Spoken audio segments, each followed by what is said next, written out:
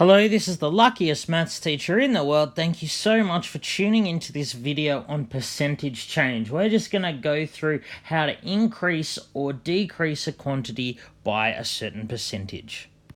So let's look at this question to decrease $60 by 35%. So I'm going to go through two ways to do this. The first way, we could calculate 35% of $60 and subtract our answer from 60. So we know how to do this. Percent of a quantity, just change the percent to a fraction or a decimal. Of means times, you just times the fraction or decimal by the quantity. So 0.35 times 60, you can use a calculator for this, it's $21. So we're not done, that's 35% of 60. So to decrease 60 by 35%, we now need to subtract 21 from 60, and we end up with the answer $39. So we're done, that's one way to do it.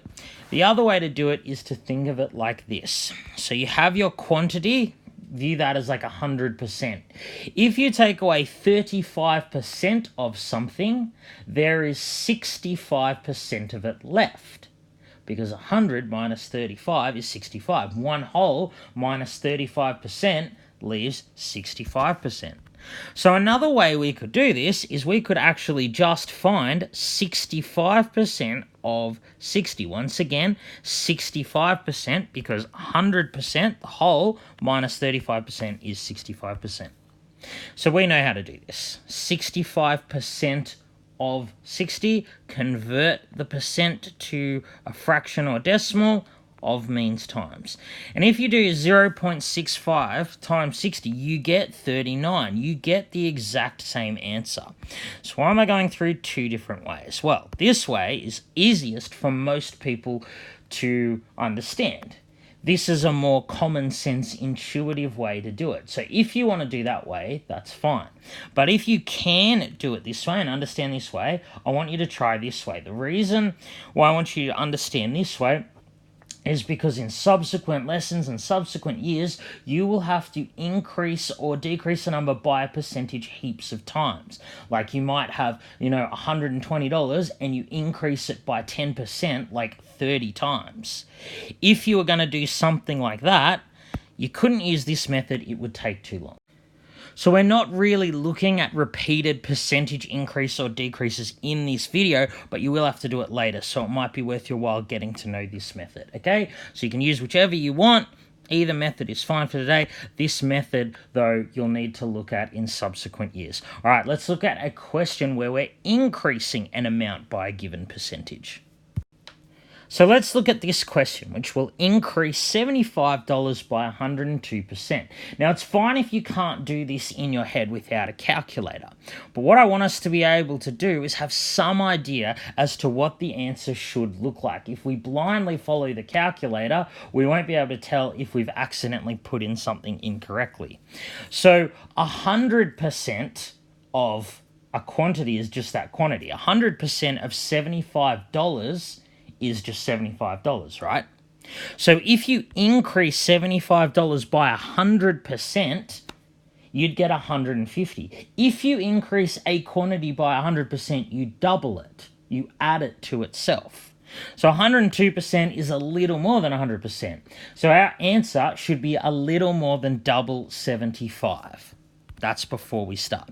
So we're going to use the same two methods on the previous slides. Again, you can choose whichever method you like. It's just the second one will be more beneficial in later years. So what we could do is find 102% of 75. So, of course, we once again convert the percentage to a fraction or a decimal. So remember, if you've forgotten converting percentage to a decimal, you move the decimal point 2 spots to the left, you're dividing by 100. Of means times, so we take our 1.02 and times it by 75.